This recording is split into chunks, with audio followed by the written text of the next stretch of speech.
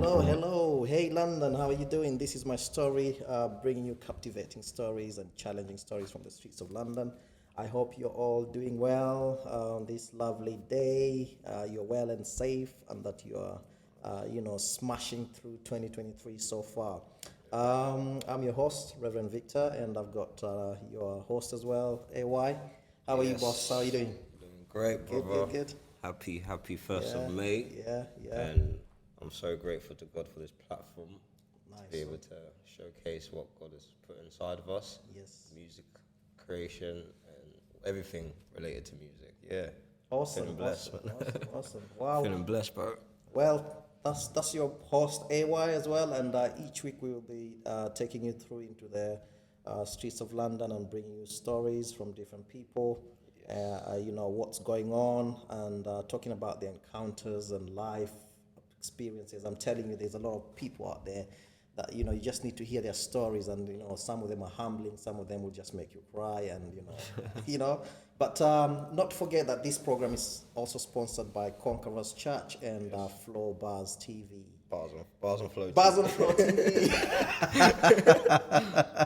Bars on Flow TV. When, Yeah. when we meet again, I'll make you practice it 5 times.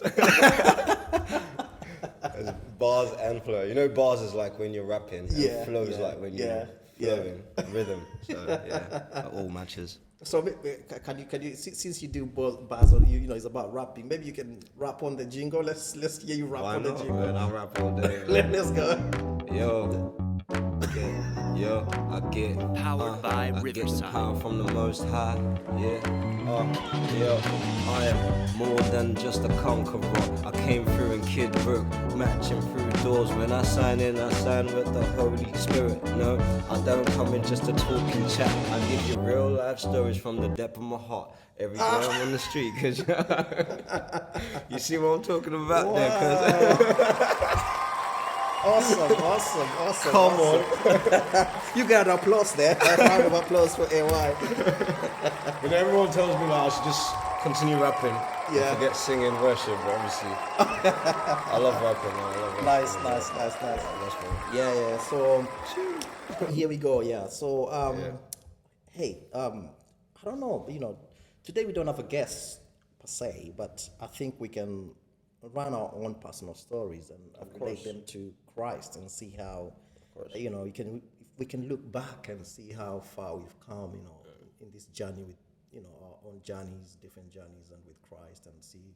I don't know. Do you have anything that comes to mind? There's so many depths to the layer of what we've started today, but it all started from the first day we met. Yeah. I could never forget that day because obviously I meet different people every day on the streets of London, different souls, different types of races of people.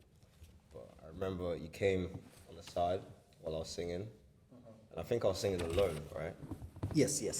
That was a really early start to my journey on my story. And then you said hello, just like everyone else did, and I looked at you and I was like, "Oh, what's up, bro?" It was one of my kind of people, a black man like me, a young guy. Yeah. So I was ready to reach out, like, "Yeah, what's up? What you saying?" And then you said, "Oh, what you doing?" And that was a question that really shocked me because I thought it was obvious what I was doing. I thought I was praising God in town, so I had to explain. I was like, "Oh, I'm just doing worship here, And I'll never forget what you dropped in my heart that day. You said, "Don't forget the journey for everyone is different, but the commands, the principles is the same. God is alive." And that struck me because it felt like you were trying to say that God had told you to tell me not to worry about anything in this journey. Wow. And just to follow him. Yep. So whenever I get down, I remember you, sometimes I want to message you like, remember what you said that day, man. The journey is getting rough and rougher, but how comes he's not changed, So that's the start of what I believe should be a good intro to this podcast that we're doing because people are going to want to know what we're doing it for. Is this business? Is this charity? Is this for Oh, by the TV? way, I think we need to make that clear. Actually, this is charity, it's not business. It's charity. So everybody listening out there, this is charity, okay? We are here to bring out the stories of people out there that need help. Yes. By extension, we are God's hand.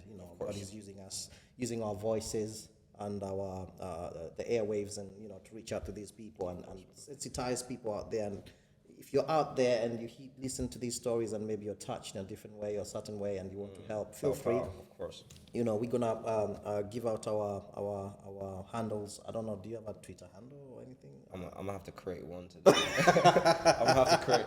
My friend asked me this. He said, "Have you got YouTube? Have you got all this?" And I was just like, Yeah. So I think we need that as well. So let's take note on that. So yeah, I don't have one as well. So we'll give each other assignments today. So I can take maybe just creating the rap. And yeah. the you can do the rest. I'm joking. I'm joking, man. Yeah. And then if you're out there, yeah, you can send your send us give us a shout, and then we'll see what to do.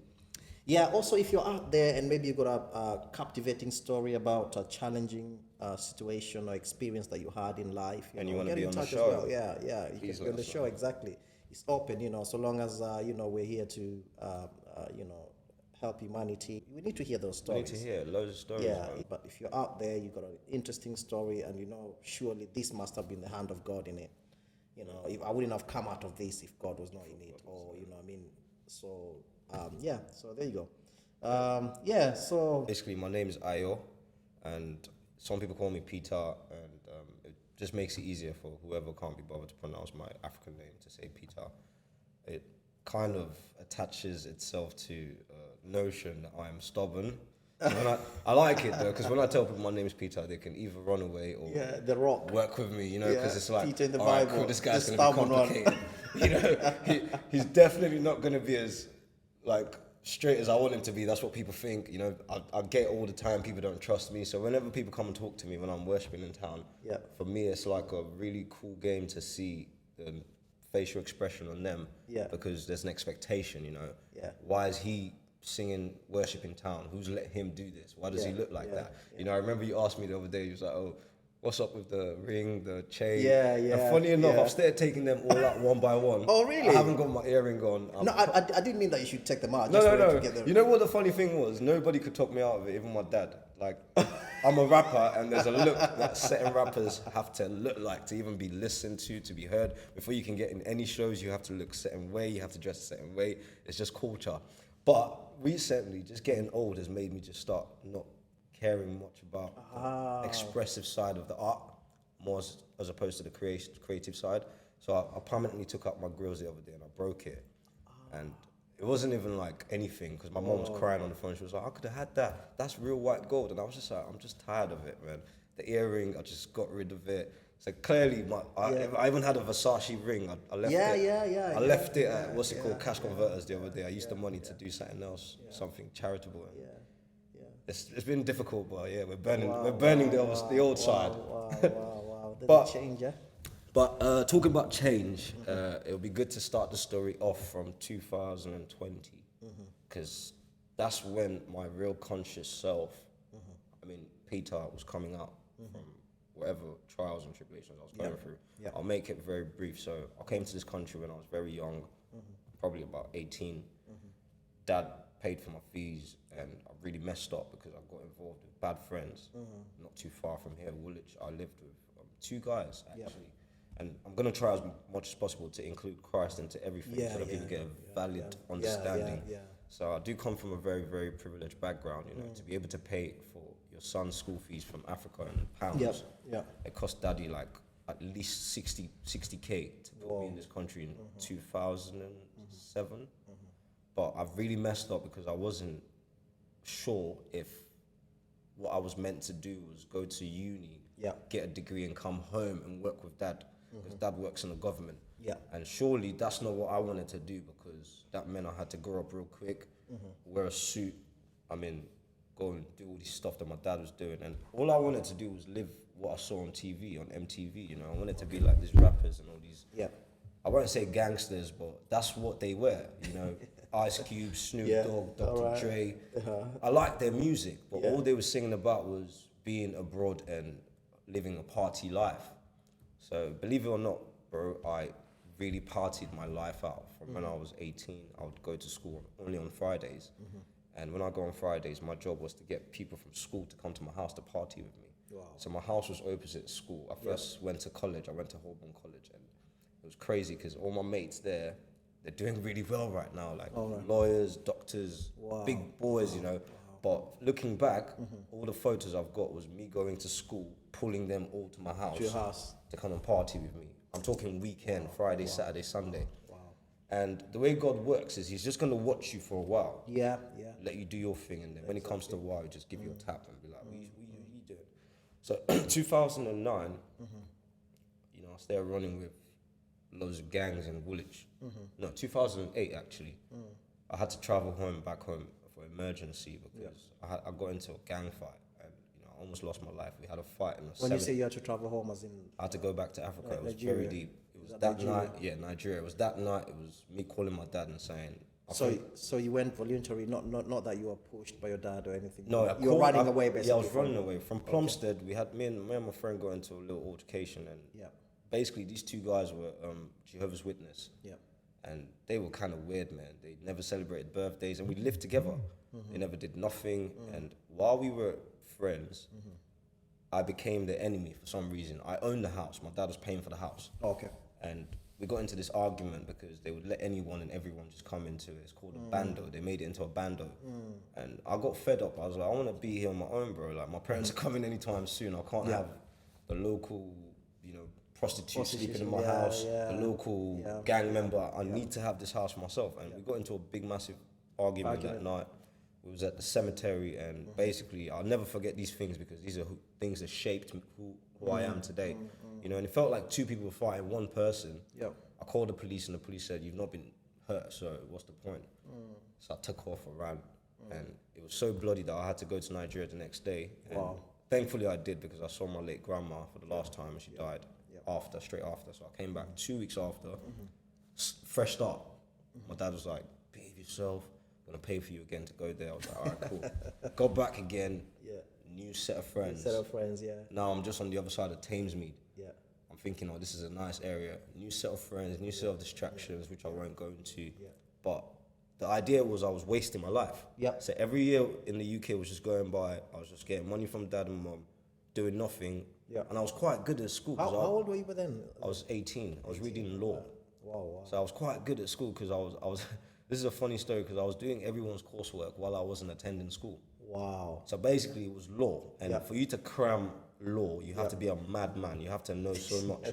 But I would watch a case, like they talk about it, and I'll relate it to my personal life and things that I saw, and I get the case. So when you say Section 18 of the Offences Against the People's Act, I've got it all in my head. Section 21, I can tell you the PACE Act, which is the Police and Crime Evidence Act. That's why if anyone gets arrested, I can tell the police what they're doing wrong. I've seen you on the streets, you know, sometimes, you know, not confronting, but actually... Standing my ground. Standing your ground, you know, and I think, is it from that background whereby you know the law, a bit of the law anyway? Yes. Or the law, you know. And Well, you know, dad's a political guy as well. He does law and all that. So I had that instilled in me, and he's a freedom fighter kind of, a human rights activist. So I think that is in blood. Yeah. And then reading law just made a weird chemical reaction. Exactly. So if I see injustice, I don't like it. Yes. I have to voice it out. So I didn't know that's what I was doing. That's why I always stood out. Yes. So when I met these guys and we were cool, we were just chilling. This was 2009. I had no problems, you know. I was just failing my exams after a point. But I was reading and doing people's courseworks and charging them for it. And there was nobody that I did their coursework that failed. They got C's. I was getting C's as well. Yeah. But I was so naughty because I was the one doing the coursework. They weren't doing nothing. So I'll wait till the last day of the coursework, hand it to them, they give me my £300, and I'll be like, I'm submitting the same thing, so get ready for plagiarism. So all these guys would be like, it was a hustle. No. So all these guys would be like, oh, you can't do that, AY, you can't do that. So I'll be like, yeah, I'll change my coursework and I'll be late to submit it and fail because of you that didn't do your coursework. So you need to add more money. You need to add more money.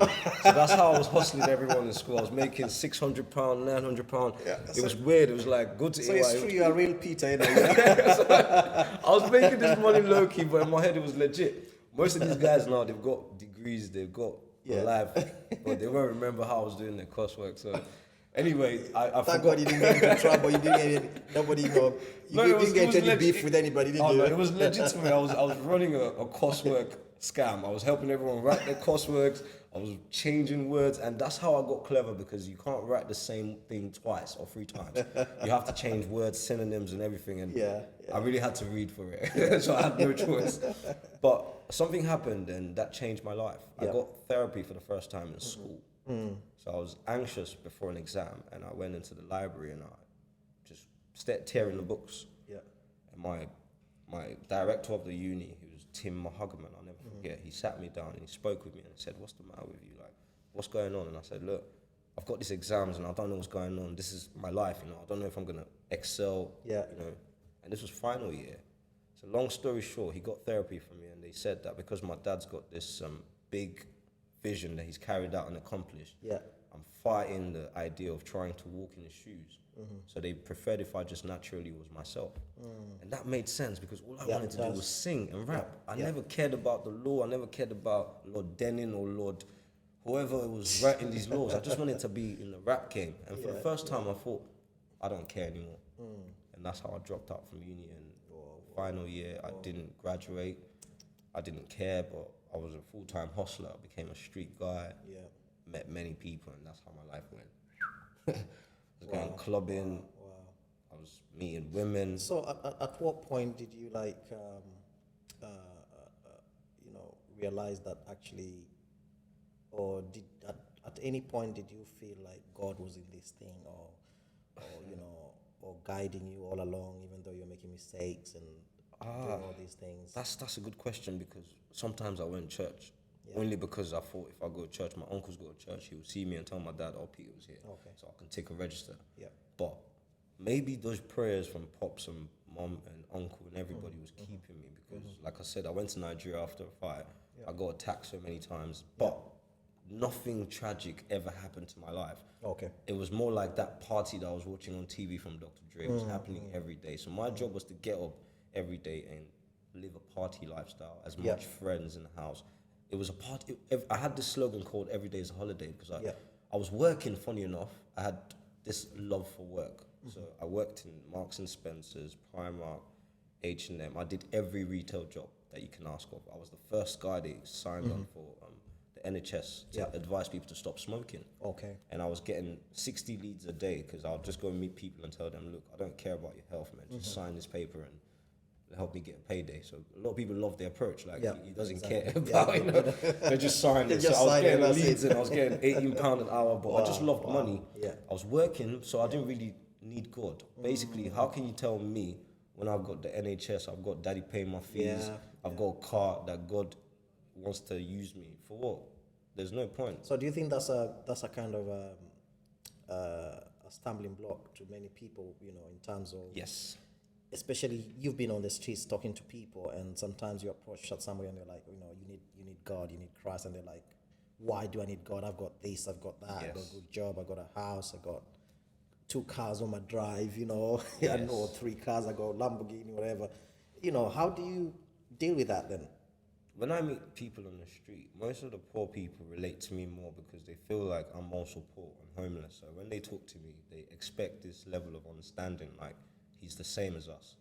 But the rich people, when they walk past me, some of them give me money out of maybe love for the art, whatever, but there's no connection. There's no connection. Yeah, it's really true what it says in the Bible. It's harder for a rich man to see God than for a poor man.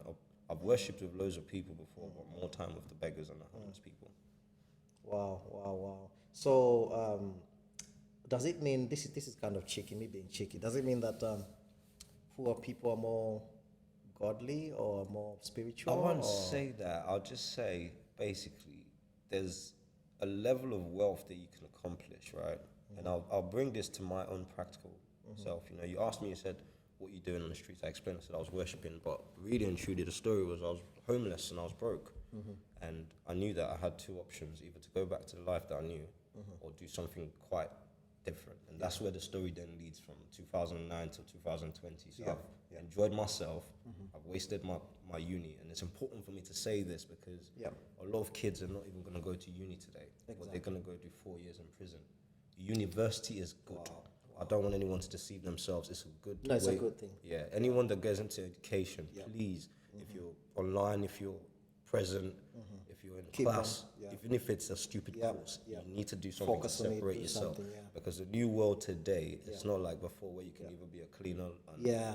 and then you have to have Education education. is- yeah, Even have to. even cleaners, even have to have- cleaners, anybody, even drivers, anybody you are. So I had to mention that I'm not ashamed to tell my story only because we're still going through it. So anyone who wants to get out of it needs to know the points to write down and say, "Oh, AY said education is actually good, key, even though yeah. he didn't finish." Yeah. Because I'm still gonna go back to uni. I was about to ask that actually, Yeah.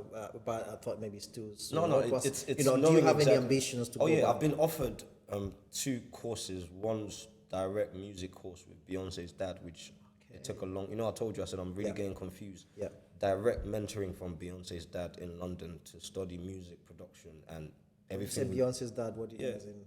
Her father, Matthew knows. okay. He's He's got, he's got a contract in London to teach musicians, and this girl and this guy, they found me on the streets and they begged me, not even like norm. They came to my house and begged me for free to sign up to it so that I could use it to start up the university's portfolio, basically. So I'd be one of the few, if not the only Busker that's studying music production from that angle, event management and everything. But I wasn't sure because obviously I'm doing this godly thing and I don't want to confuse myself.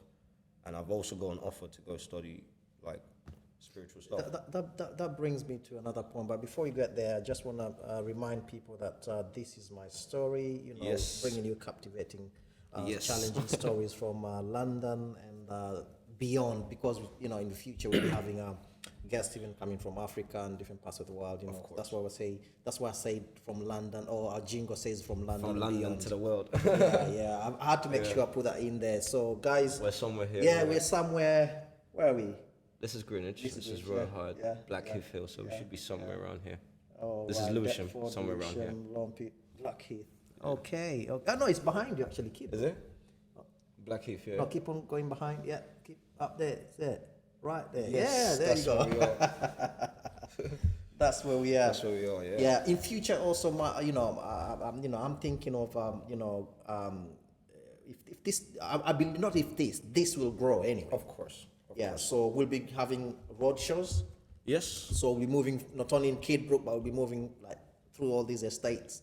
So we'll be figuring out a venue, and then we just hire it or book it, and then we can get the guys.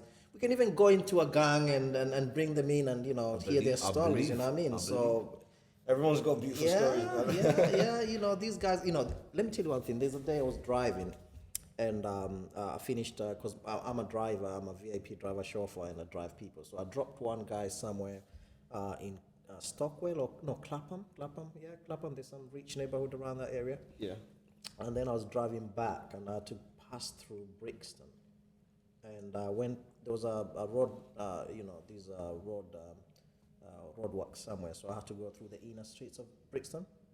And I came to a set of temporary lights, and all of a sudden there was this guy running towards my vehicle, and he was knocking, "Please open." Wow. A young guy, about 16. And I was stuck between, should I open or should I not open it? Wow. Guess what? I opened it. And he said, drive. Wow. It's like that, those scenes in the movie, just drive. Just drive. Yeah, and I just drove. And then I went to a safe place and I stopped and I asked him, okay, what's going on? Are you safe? Because he was a young boy, you know what I mean? It's like, I've got a son He's been chased, is young. So I'm thinking, this could have been my son, you know what I mean? And I asked him what's the problem, and he said, you know what?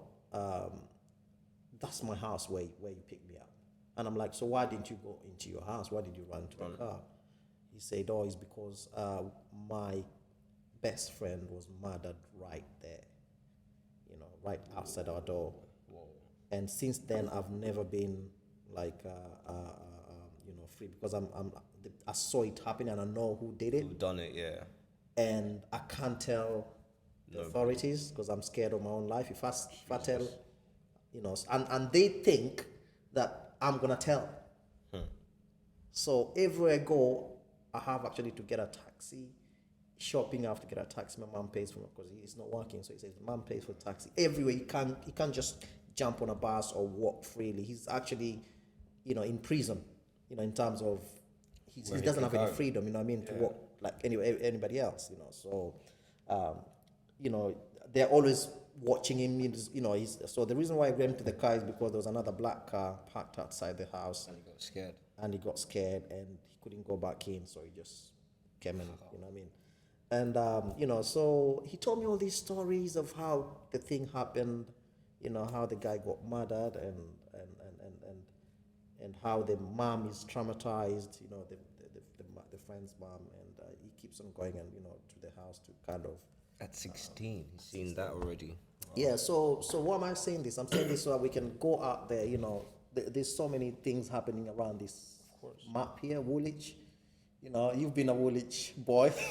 I mean, when you were talking about that boy, my spirit was shaking because I remember my first incident when I got chased as well. It happened in the night in Thamesmead. Yeah. And I was visiting my friend and I pressed the bell. While I pressed the bell, these 10 guys came. Back then, they were set in gangs. There was this gang called the Cherry Boys and the T-Block Boys.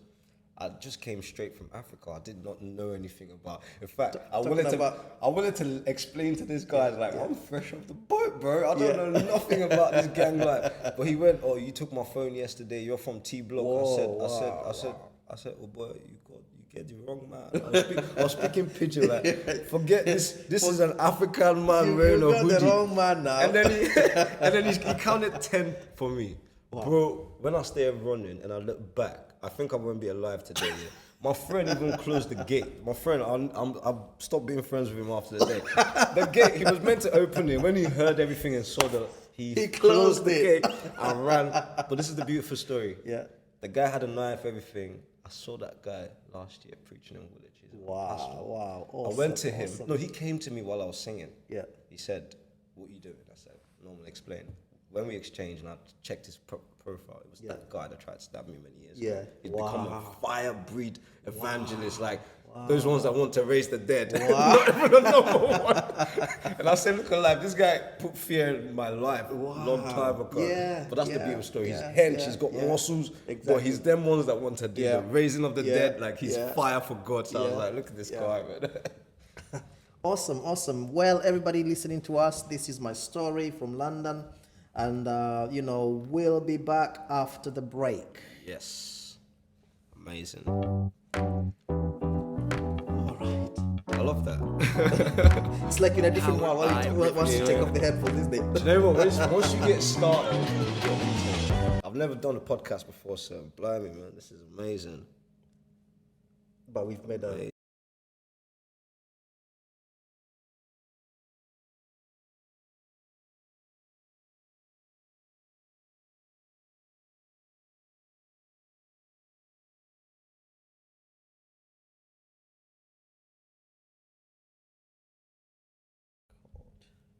So this is the microphone, this one. Yes. So cool. It's your podcast. I'm your boy AY. Powered by Riverside. Hello there, and welcome to This Is My Story, bringing you captivating, challenging stories from the streets of London and beyond. All right. Welcome back, Hello. good people. You know, welcome back to This Is My Story. You know, I've got AY in the house, and my name is Reverend Victor, and we'll be taking you through. You know, we've been taking you through AY's part of his story. You know, part of his growing up. You know, challenges and experiences. Before we do that, you know, you said that you went to Nigeria for a while. How long was that? I went for a week. You're not serious. No, you know the funny part? I did a mom's ticket. This is so funny. I did a mom's ticket. I'd only been in the country for a year and a half, right? I did a mom's ticket. When I got there, and the heat hit me, and the mosquito started biting me. Nobody asked me. I told my father, I said, "How much is it to change the ticket?" He said, $100. I said, "I beg you, change it. In the next 4 days, I'm going home."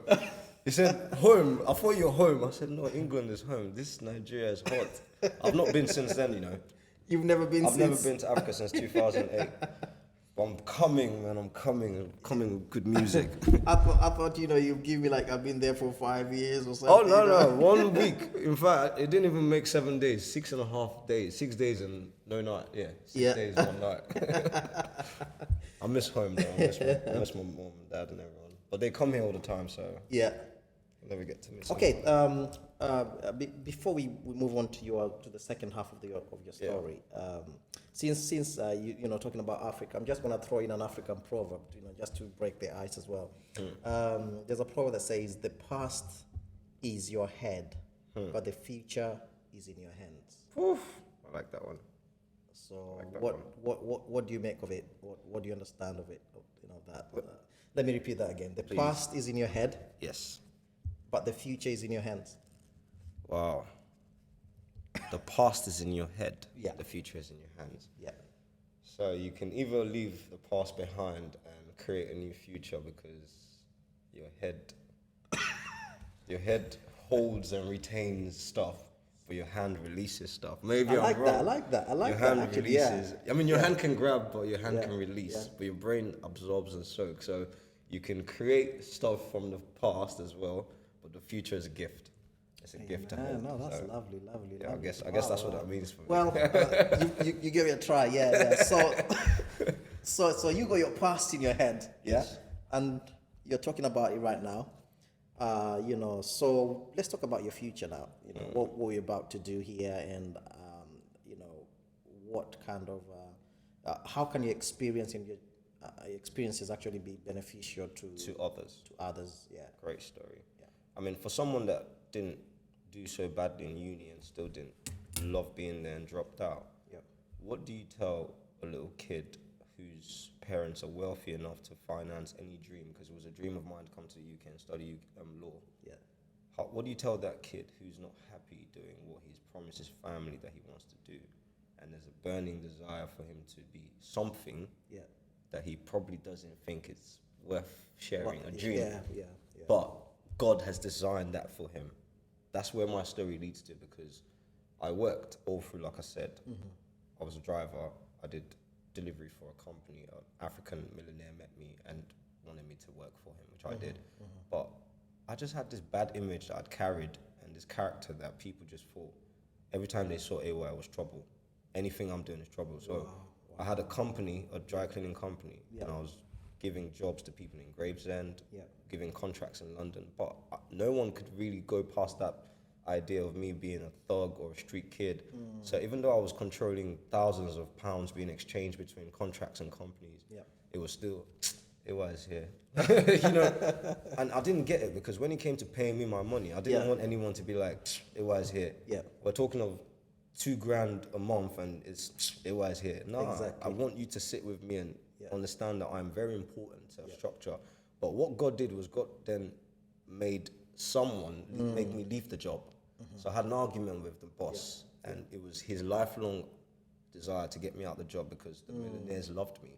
Every contract was given to me. Every van that they bought was given to me. I had ideas.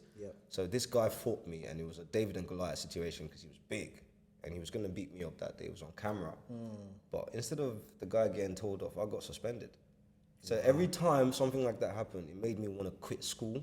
So something happened in school like that made me quit. So with this one, even though this was my job, I just said, you know what, leave it. There's no point arguing over like a contract. I'm sure I can get another job. But it was a pandemic, so I wasn't sure what would happen. I was already a musician because I had a side hustle. And on that fateful day, while I was walking on the street of Woolwich, Corey, which you've seen with me all the time, a very important guy to my life. And when I speak about him, I get goosebumps. I was walking past Woolwich, and that day is very important to the future, because while I stopped, I was still working, but I was going to be suspended. And he was playing the song, Lord, I'll Give You My Heart, Reckless Love, Great Are You, Lord. And something happened to me. It was not something that I had seen in my life. I've been a happy kid. My parents are okay. I've been to many places, but seeing this little man happily playing his guitar to God on the high streets on a Saturday afternoon scared the living hell out of me. What is he doing? Why is he doing it? What is he gaining out of it? When I walked up to him, the attitude that this man gave me, I'd never seen before. I mean, I'd seen it once or twice in certain pastors, but you know what it takes to get to a pastor. You have to protocol. It was loving, it was embracing, and that's when I knew I didn't know God, because why was that feeling strange? You know, he just said, hello, how are you? And I said, I'm fine, this is my story. And he said, okay, chill here. You look like one of the patients that need stand here. Now, this is a beautiful story because in Corey's mind, he was a busker, playing just for money, money and whatever, just yeah. playing to God. I don't know what he was thinking. Oh, okay. But in my eyes, which is why when people come and see me, like something else, I explain to them, this is my story, don't get it too. You can do it too. Yeah. But in my eyes, I'd seen him as, I know exactly what I saw that day because I heard from God. I saw an angel. I hope he doesn't think I'm obsessed with him, but I saw an angel worshipping in the courthouse of God, not on the street, in the courthouse of praise. And it was so beautiful and majestic that what I heard, nobody was hearing it. Yes. And a lady sat down there and said, this boy that's singing, two of you are supposed to be together. Together, yeah. And how did she get that? I wasn't singing. Wow. So she said, I anoint you guys together. She left. That's how she left us. Oh my God. And then he said to me, "Oh, you a singer?" I said, "Yeah." He said, "Okay, try the mic." And when I did, I heard my voice for the first time. I liked it. Even though I was recording, this was different. I'd never sung Christian songs before. Yeah. Prior to that, I was attempting to. Yeah. I'd already written a song called Left and Gone, Alpha and Omega. Yeah. So the idea, the willingness to see God was there. Exactly. So he just made that situation happen that I lose my job and everything to meet Corey. Yeah. When I met Corey and I joined Corey, my skin felt like a layer was peeled out. Wow. I started crying. I had an eating problem, so I told him, I said, I don't eat till like 3 in the afternoon. He said, I'll feed you. So you see that love connection was what got my heart stapled to him. Yeah. So he said 2 o'clock every day, meet me at Woolwich and we worship. Yeah. So he was finishing at 2, feeding me and then teaching me songs. Yeah. Bro, you won't believe this. I could not even lie. I didn't know one worship song. Lord, I give you my heart. Lord, I give you my heart. I didn't know the end. No. I didn't even know this is my desire. Yes, So he said to me, please, AY, go and Learn. Yeah. If not, you embarrass me, embarrass yourself. Yeah. So I'll go home every day and disturb the neighbors. Lord, I'll give you my heart. Lord, I'll give you my heart. I'll give you my soul. And my neighbors were working from home, so they'd be like, bro, shut up. We're done. Now I get into the game straight away. When I get there, I didn't know if I wanted to be a busker, a musician. I just wanted to be with this man. Yes. And he said to me authoritatively, quit your job.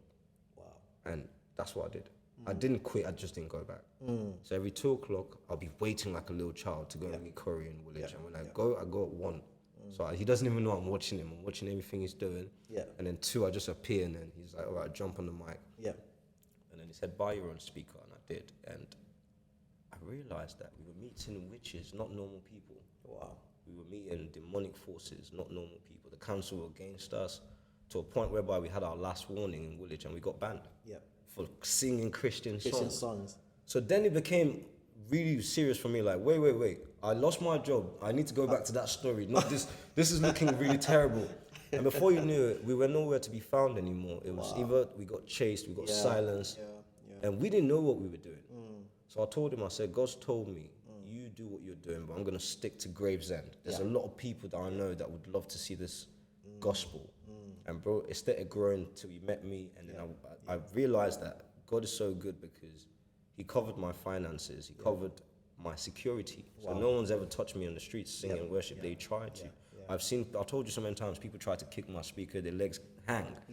People come and then they say stuff to me like horrible, disgusting stuff. Exactly, But I realized that that's what God wants us to take. Exactly. Because he wants to break you, and then he wants to make you. So all that stuff that was getting thrown at me was the building. Wow. Bro, the best of the story, which is the end of it, was I just kept trusting him.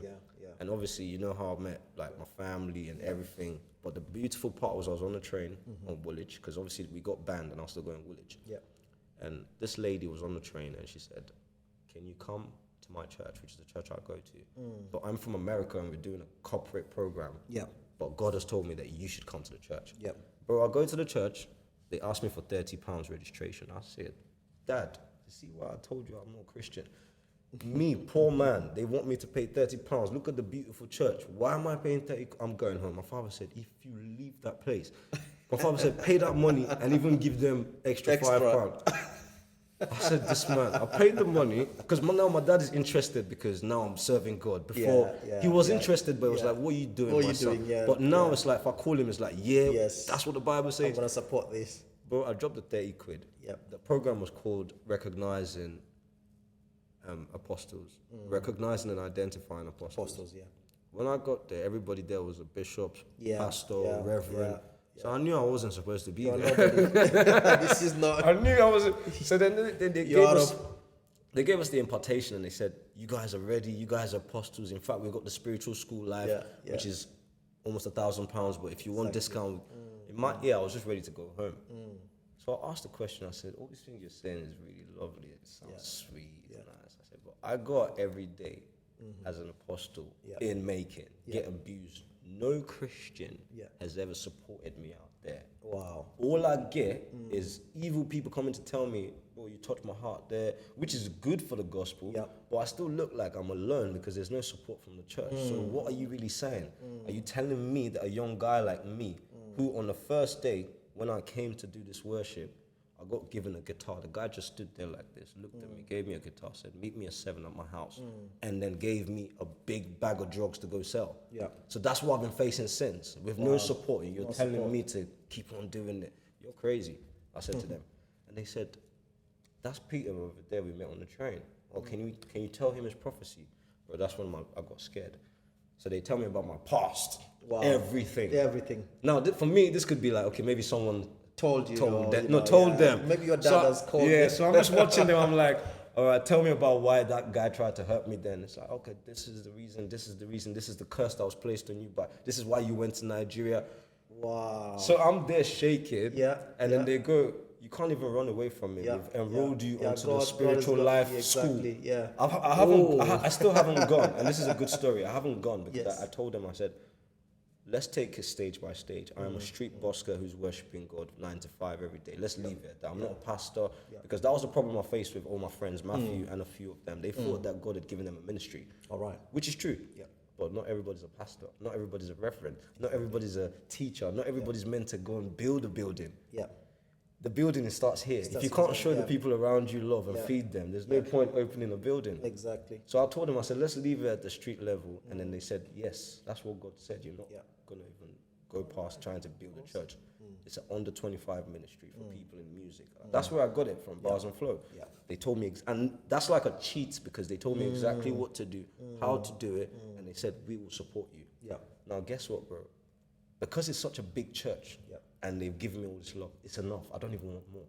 So when I come in on Sunday and everyone's like, Peter, they're loving me, it's too much love now because the real deal is outside. I'm here to hear the word and not get distracted so I can take it back to the brethren on the street and teach them how to live. And guess what? When I speak to the brethren, because it's coming from a place of being learned in the church, the brethren, they understand it. They say, you're too wise, Peter. You're too spiritual. You're too real. Because what I say happens. I tell them, I say, you guys are not friends. You envy this one. It's in the Bible. Brothers have been killing brothers. And they're like, this guy just, how did he know we had beef? Oh, this guy just said, and it's like, it's the Bible. Sometimes I even tell them, this one's going to betray you. This one's going to leave you. This one is the Judas. This one's the, and it's only because the Bible has told us everything. Yeah. So to beautify an ending, meeting Corey was a good step. Barnabas, no, was it Paul and, what's the other one? Was it Paul and Barnabas? Yes. Yes. They were two different people. Corey was the first friend that I had that I couldn't say shit around or F you, whatever. Yeah. The way he would look at me with the guitar, I needed that. Yeah. But do you know what? Do I have the time to be Corey to someone else? I don't think so. It took not just Corey. There was another girl. She's on my Instagram. She came to my house. I don't advise this for ladies. She came to my house. I said, I'm here because you and Corey don't go to church. And we explained. We said we've been hurt by the church so many times. We don't want to know church. We just want to worship God in the rain, in the sun, wherever. The girl said, no. She came to my house, sat down. I said, look at this girl. How can you go to brother's house to go and evangelize? But this girl meant business. Took my TV, said, I'm deleting all this rap music. You will put Bible app in your phone. I said, no. We were struggling, me and this girl, till I found myself in church on Sunday. And she brought another brother, so it wasn't like she liked me. She had been sent to go and get brothers. That's how I got back in the church. Wow. Because I'd been hurt by the church. Awesome. I still get hurt by the church. Yeah. I think that's another topic, that we can discuss next time. Of course. About being hurt in the church, because you're not the only one. I've been hurt in the church. I realized yesterday. That's a big topic. I realized yesterday is a big topic and it's affected everybody. Do you know it has. Do you know what happened to me yesterday? Obviously, this is spiritual timing. Obviously, God wants me to be here because I forgot about the podcast was today. Until you messaged me. That's why my messages were brief. I forgot. But I needed to go to church. Nothing was going to stop me. Yeah. I knew there was a word. Yeah. When I took the taxi, my son was very happy to go. Everybody was happy. I said, God's involved. When we got there, I took the baby and gave it to my sister, my girl sister. I said, take her upstairs. One of the women that I met the first day I started evangelizing in Gravesend, because the whole story is about evangelizing in Gravesend, not even London. Yeah. Because where I've suffered is Gravesend. Yeah, If you know, the council was called the police on me and everything. But this lady, when I met her, she was an old white lady and she loved what I did. This is why I'm very careful with Christians. She said to me, oh, you look like you're on fire for God. Them times I used to come out and argue with people, like, if you say pagan stuff, we're arguing, you know, like, I'll give you reason, because I was on fire. But now I understand that you don't even argue, just be the light. You don't need to argue. Exactly. Let your life speak out. Yeah, this lady was the first person that saw me, and she said, look, Peter, we want to do this walk in town. I forgot the event. We're going to, like, tie you up with fairy lights, and you're going to hold this banner, Jesus is the... I told her, I said, I'm not trying to be no water boy for Jesus. Why are you going to put me in your life? With fairy lights. So already, I was already very cautious of Christians. So many Christians are too excited. It's just worship. I can just stand in town and sing with my guitar and still move crowds. Why do I have to put fairy lights and start dancing? She said I'll be beating the drum. So get his attention fast. So for me, every Christian that came and said they wanted to do stuff with me, apart from you, I haven't worked with any Christian. Believe it or not, I got my phone. I've been booked till the 22nd, but it's not by Christians. You're the first Christian I'm doing something with. So it's like I'm very careful of the Christians. Now I see this lady in church. She's going to my church. Do you know what she says to me yesterday? How can this be the first thing you get greeted to in church? If that's the first thing, then you shouldn't go to church anymore. What did she say? Oh, she didn't see the baby in the pram. Me and my partner were going to get coffee. So she goes, where's the baby? I didn't see the baby. I thought the baby had been fostered. It took the Spirit of God to realize that this is a spiritual demon, because she's the one that's going to serve tea in the church later on to people. Look at the greeting from the door. I thought the baby was fostered. No. And you know what the devil does to me? The devil always... I'm not an aggressive person. I don't fight. But my mouth put me in trouble. Every time I say something, people want to beat me. I felt like saying to her, I didn't see you last... No, I felt like saying to her, I didn't see you 2 weeks ago. I thought you were dead. Because she's old. But you see how people can say things and bring things out of you. Yes. Mate, I just rebuked it in my mind. My partner rebuked it in her mind. And when we went upstairs, we looked at each other and said, this is to stop us from receiving that word. And the word is about forgiving people like that. So telling you, let me tell you one thing. You know, being hurt in the church is a big topic. You know, you're talking about that. We were here on Friday because we normally use this venue also for our worship. Yeah. And we were here to do prayer worship. And guess what? We finished the worship. We had a lovely prayer night. You know, we are tidying up. We are closing up. I just walked out the door to take the equipment to the car, and somebody just walked through and just said something. I'm not gonna say. Maybe next time when we have, when we are going into that topic. Yeah. So guys, if you're there listening, don't miss next. By the church. That's that's a good topic. I love that. So we need to get to that story. Yeah. So, but there were two of them. What they said, it really hit me hard. It has taken me like 3 days to get over. Was it about the church? About the church. Oh. About this church. Well, did they know about you? Did they know about the church? They know about me. Know about me, but it was so negative towards the church. That means it was demons. They're sent by demons to say it. But as you said, I was itching to also say something to them, and I just said, you know what? I'm just gonna take it to God in prayer. In prayer, yeah. And guess what? It hurts. It really hurt. When I go home, I just prayed in my heart. I didn't even speak to my missus about... My missus was there. She saw it because she was inside and outside, and, she heard everything. She said, how dare them to say that, And then I went home and I just prayed I just slept off. And then when we came back on Sunday, guess what? No, on Saturday, in the afternoon, I took my kids to the park, and they were just playing. And this thing, when you're hurt, that thing keeps on ringing in your head, you know what I mean? You can't get rid of it. You're a Christian, like, God, am I overreacting or something? Because but it kept on ringing, and I'm looking at the kids. They're calling me, Daddy, can't push me, but I can't hear them because I'm still thinking of the pain. You know what I mean? Human beings, man. So as I'm sitting there, a scripture came through my mind, Nehemiah 4. The story about the children of Israel. They were trying to build the walls of Jerusalem, and there was these two guys called Sanballat and Tobias. who are against the work of God. And there's verse 3 or verse 4 that says, Tobias came and looked at the wall that they were building, and he said, this wall is so weak that even when a fox runs over it, it's going to fall. Did you hear that?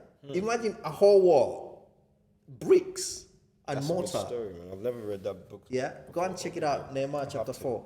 A whole wall being built, and then somebody coming and telling you that, do you know how light a fox is? It's like a cat. And telling you that actually what you're doing is rubbish, basically. Wow. That's hate, that's demons, that's jealousy, that's many things. Yeah, and it's going to fall. And that's what exactly I met at the door. The kind of words that were uttered on that Friday evening is like, your ministry is nothing. It's going to fall. And that's how I felt, you know what I mean? So, yeah.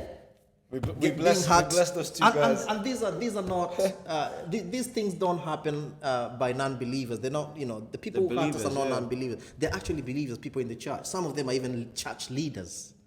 You understand? So, hey, we'll get there. You can see the passion in me. I mean, I think the sequence of today has revealed that there's more stories that are going to come More up. stories, and I think yeah, God wanted yeah, us yeah, to yeah, use our stories yeah, first, yeah, because our yeah. stories are very important. I haven't even told my story yet. We just started with yours, you know what I mean? So, You know what? I thought we was here all day. no, we're nearly done. Hey guys, wherever you are, this is my story. Bring you captivating and challenging stories from the streets of London. Hello there, and welcome to hey, This Is My Story. Exactly. Bringing you captivating, challenging stories from the streets of London and beyond. Exactly. So, feel free to give us a shout.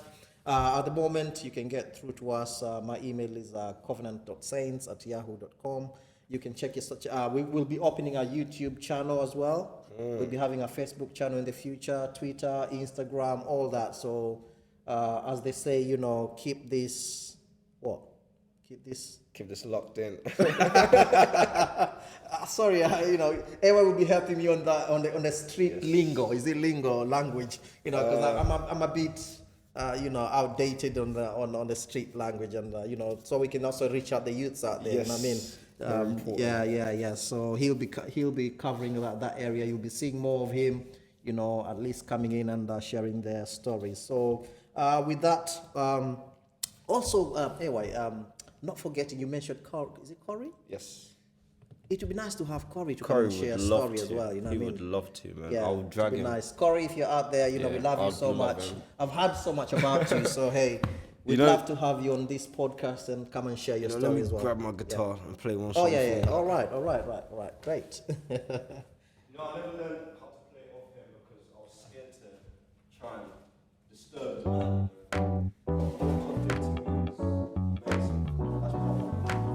Powered by Riverside. I basically wanted to learn, that's why I was with Matthew, but I thought, do you know what, I'll leave guitar and sing. But when time came, I felt like I should actually learn guitar on my own. Yeah. I never went on YouTube. Yeah. A song came to me, Yeah. and that song was actually like an African song. It was an African song, so it scared me a lot because I don't even know how to speak my language. Yeah. Thank you. I don't even know how Can you to play? yeah. This? Yeah. I don't even know how to speak my language, but I can play that song and it's amazing. Yeah. I don't know if I've tuned the guitar, but I'll check it. Well, is it an African song? Yeah. All right, in your But language. it's- What language is that? Yoruba. Yoruba. Okay. It's a Christian Guys, song. we got a Yoruba song coming up, and are you gonna? Can you explain what the song is all about first?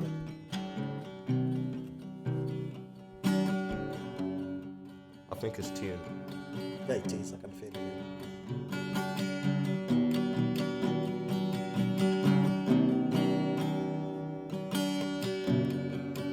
So basically, it says Olorun. Olorun means God.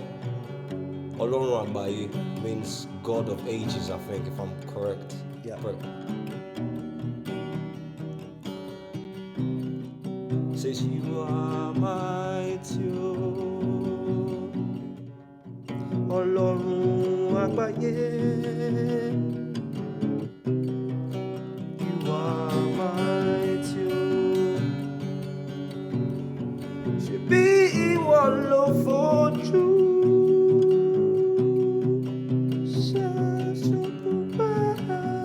says you're the one that uses the clouds as your duvet.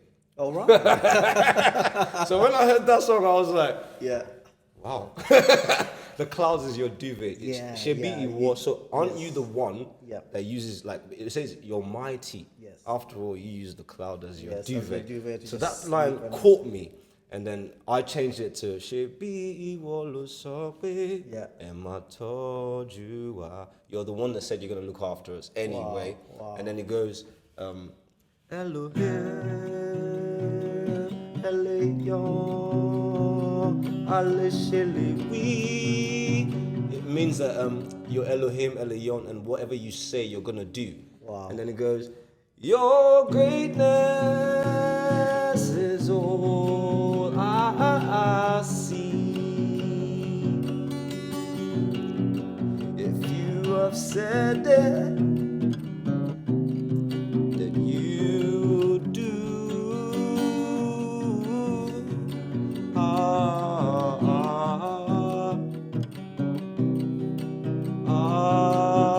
Amen.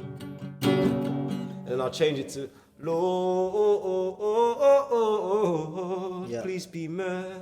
merciful to me. I found that in the Bible actually. Awesome.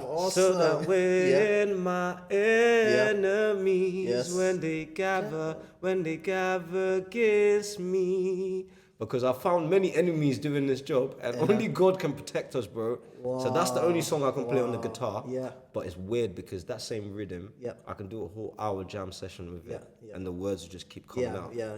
I've seen you on the streets doing it, flowing, with a tune. It's not me, bro. Yeah, some tunes that you play actually they're not really what's it They're not gospel vibes. not even gospel. They're not. It just comes. You just Just comes, download it. freestyle. It's instant. It's freestyle, isn't It's it? not me, 100%. Yeah. I wish it was me. Yeah. Because if it was me, I'll go and Yeah, record. yeah. But I realized when I did Alpha and Omega, what happened was I was a recording artist, and this producer called me, and I stopped working with producers because God didn't want me to release anything. Bro, I wrote at least 36 songs. Yep. I can't find them. Gangster music, Yeah. videos with Maybach. What do you mean you can't find them? You didn't record them all. I did. Oh, okay. The video guy will either can't find it, or it gets lost in the file, or the studio gets raided. So God did not want. That was my 2009 to 2020. I promise you. Until the pandemic, when I foresaw the lockdown. So January I had a show, and I told them in the show, I said, "There's gonna be a lockdown. You guys are gonna cry, guaranteed." Yeah. And everyone said, "This guy's mad. You paid this guy to come and tell me I'm gonna cry." But May, everybody was locked down. But when I went to the studio, I recorded 7 songs. One of them was I'm the Man, I'm the Man. Very beautiful song. I can't find it. Yes. But one of those songs was called Alpha and Omega. That's on YouTube. Alpha and Omega is out today. Awesome. All right, guys. Maybe in the future we'll have Alpha and Omega, Yes. on this show. Maybe next time you can sing it as well. Of course. Thank you so much for coming through, AY. Amen. It's been a lovely show, and I hope you're blessed wherever you are watching from. And we'll see you next time. Remember that this is my story. Hello there, and welcome to This Is My Story, actually one of bringing you captivating, challenging stories enjoyed that from the one. streets of London and beyond. Blessed. Powered actually by blessed. Riverside. I was actually blessed. I was a bit anxious, but